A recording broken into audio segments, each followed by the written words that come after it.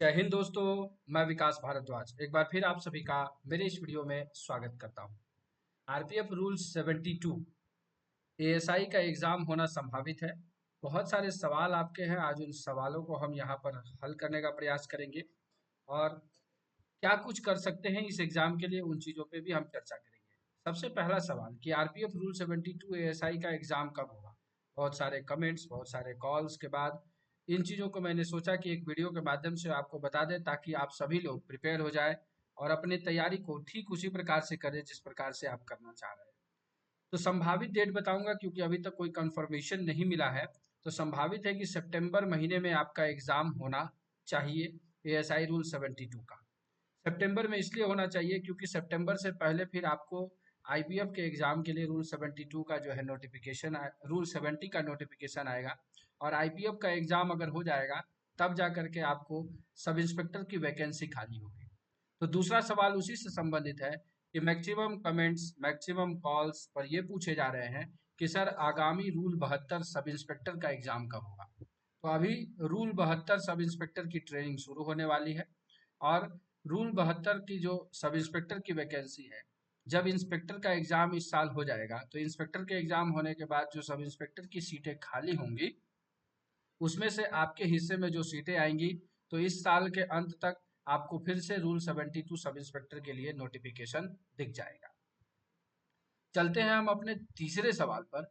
तीसरा आपका सवाल है कि सर इस एग्जाम के लिए क्या कुछ पढ़े, नया कानून पढ़े पुराना कानून। तो नोटिफिकेशन जब आया था तो उसके वीडियो में मैंने आपको क्लियरली बता दिया है, फिर भी बहुत सारे कमेंट आ रहे हैं और कॉल्स पे पूछे जा रहे हैं। तो मैं आपको बता दूं कि अब आपको इस एग्जाम में नए वाले कानून और आगे जो भी एग्जाम होंगे उनके नए वाले आपराधिक कानून, जो भारतीय न्याय संहिता है, भारतीय नागरिक सुरक्षा संहिता है, भारतीय साक्ष्य अधिनियम है, इससे सवाल पूछे जाएंगे।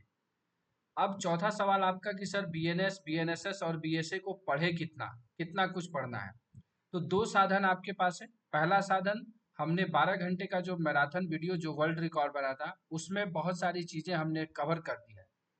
आप अगर उस वीडियो को भी देख लेते हैं तो आपके 60 to 70% सवाल एग्जाम के हल हो जाएंगे।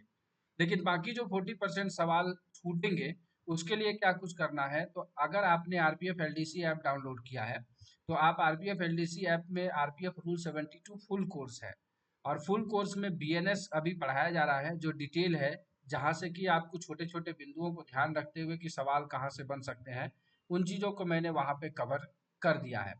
तो इन चीजों को जो है किया जा रहा है सारी चीजें, तो आप वहां पर ज्वाइन कर लें। अगर आपको लगता है कि आपको ज्वाइन करने की आवश्यकता नहीं है तो काइंडली ज्वाइन नहीं करिएगा।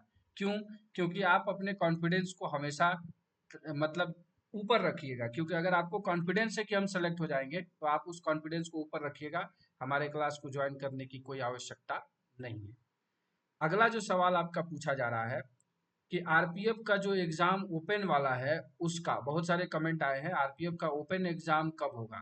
तो ओपन एग्जाम से संबंधित अपडेट नहीं कुछ मिला है, लेकिन फिर भी संभावित आप भी रखिए कि अक्टूबर के आसपास आपका भी एग्जाम सितंबर अक्टूबर में ही होगा। क्योंकि इन चीज़ों को ध्यान रखा गया है कि जल्दी से एग्जाम करा करके फिर डायरेक्ट वाले सब इंस्पेक्टर जब आ जाएंगे उसके बाद ही रूल 72 के लिए जो है आपका सब इंस्पेक्टर की ज्वाइनिंग की जाएगी। तो ये हो गया आपका पांचवा सवाल।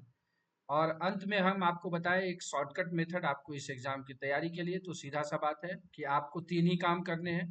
पहला काम, प्रीवियस ईयर क्वेश्चन पेपर जो एएसआई के पूछे गए हैं, सब इंस्पेक्टर के पूछे गए हैं, हेड कांस्टेबल के पूछे गए हैं, अगर आपके पास है तो उससे आप देख लीजिए। अगर नहीं है तो वीडियोज आपको चैनल पे मिल जाएंगे, आप बहुत सारे वीडियोज को चेकआउट कर लीजिए। दूसरा काम करना है कि क्वेश्चन जहां से पूछे गए हैं उन अध्याय, उन चीजों को आप डीपली पढ़ लीजिए, क्योंकि रिपीटेड सवाल आपको आएंगे, लेकिन वो सवाल नहीं आएंगे, लेकिन उसी तर्ज पर आपको आएंगे। तीसरा काम है, आपको तैयारी सभी कर लेते हैं, प्रैक्टिस नहीं करते हैं, तो आप सीबीटी की प्रैक्टिस आप जहां भी करना चाहें आपको आरपीएफ एलडीसी ऐप पे भी मिल जाएगा। और भी बहुत सारे जगहों पर इस चीज़ों को प्रोवाइड किया जा रहा है। जहां आपका विश्वास हो, जहां आपको अच्छा लगे, आप वहां पर जाइए और सीबीटी जरूर दे दीजिएगा। सीबीटी देने से क्या होगा कि आप अपनी तैयारी का आकलन कर पाएंगे कि आप सही दिशा में जा रहे हैं या फिर अंधेरे में तीर चला रहे हैं। तो ये हो गया सीबीटी। और नेक्स्ट जो काम करना है, पूरे सिलेबस को आपको पढ़ना है, पूरे सिलेबस को आप जानते हैं, सारा सिलेबस डिस्कशन किया हुआ है, कोई बदलाव नहीं हुआ है सिवाय नए कानून के। तो आप उन चीज़ों को ध्यान से पढ़ लेंगे। तो बस यही 3-4 काम करने हैं इस एग्ज़ाम में सेलेक्ट होने के लिए। सीधा सा बात है, 4 घंटे रोज़ पढ़िए, एग्ज़ाम जब आए तो उसको 6 घंटे कर दीजिए, बस आप आसानी से सेलेक्ट हो जाएंगे। तो ये कुछ ऐसे सवाल थे जो बार बार मुझे फ़ोन कॉल्स पे और कमेंट के माध्यम से मिल रहे थे, तो मैंने सोचा कि एक वीडियो के माध्यम से आपको सूचित कर दें। तो आशा करते हैं कि मैं आपके सारे सवालों को देने में सफल रहा हूँगा और आपके सवाल, आपके डाउट को मैं क्लियर कर पाया हूँगा। तो इसी संदेश के साथ कि आप अपनी तैयारी में व्यस्त हैं, ज़िंदगी में मस्त हैं, इस वीडियो को ध्यानपूर्वक देखने के लिए आप सभी मित्रों का दिल से धन्यवाद।